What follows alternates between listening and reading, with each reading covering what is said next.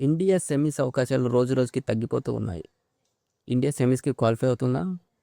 Qualify అవ్వాలంటే ఏం చేయాలి? జింబాబ్వేతో మ్యాచ్‌కి ప్లేయింగ్ 11 ఎలా ఉండబోతుంది?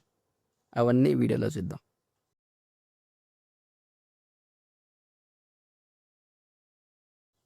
Hi! Welcome to our YouTube channel. I'm Nikhil. ఇదే నా ఫస్ట్ వీడియో. ఈ కంటెంట్ మీకు నచ్చినట్టయితే లైక్ చేయండి. మీకు ఎప్పటికప్పుడు క్రికెట్ అప్డేట్స్ కావాలంటే సబ్స్క్రైబ్ చేయండి. ఇప్పుడు మనం వీడియోలోకి వెళ్తే ఇండియా సెమీస్‌కి వెళ్ళాలంటే ఏం చేయాలి?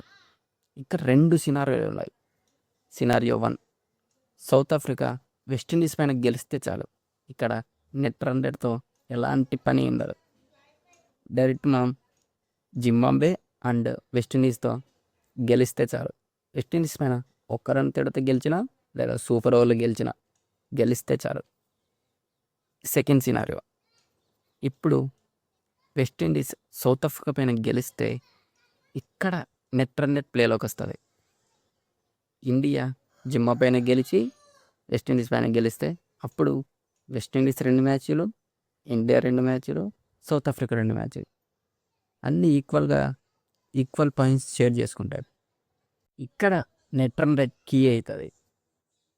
ఇప్పుడు వెస్టిండీస్ సౌత్ ఆఫ్రికా పైన 20 రన్స్ తేడాతో గెలిచింది అనుకుందాం. ఇవన్నీ ఎగ్జాక్ట్ ఫిగర్స్ కాదు, కొంచెం అటు ఇటు ఉంటాయి. సౌత్ ఆఫ్రికా పైన 20 రన్స్ తేడాతో గెలిచింది అనుకుందాం. ఇప్పుడు జింబాబ్వే పైన 107 రన్స్ తేడాతో గెలిచింది వెస్టిండీస్. 107 + 20 127 రన్స్ లీడ్లో ఉంది వెస్టిండీస్. ఇప్పుడు ఇండియా జింబాబ్వే పైన 80 రన్స్ తేడాతో గెలిచి అండ్ వెస్టిండీస్ పైన 50 రన్స్ తేడాతో గెలిచింది అనుకుందాం. అప్పుడు ఇండియా క్వాలిఫై అవుతుంది. 80 రన్స్ + 50 రన్స్ 130 రన్స్. అప్పుడు వెస్టిండీస్ రన్ రేట్ కంటే మన రన్ రేట్ ఎక్కువ ఉంటుంది. T20Sలో 80 రన్స్ తేడాతో గెలవాలంటే అంత ఈజీ కాదు. అండ్ వెస్టిండీస్ పైన 50 రన్స్ తేడాతో గెలవాలంటే చాలా కష్టం. అది ఇప్పుడున్న ఫామ్ తీస్తే.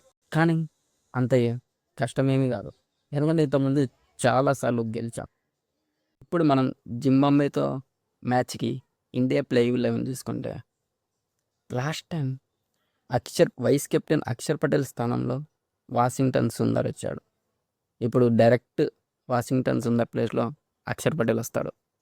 And second Tilak Varma or Abhishek Sharma, వీళ్ళిద్దరి ప్లేస్లో సంజు శాంసన్ వచ్చే అవకాశం ఉంది.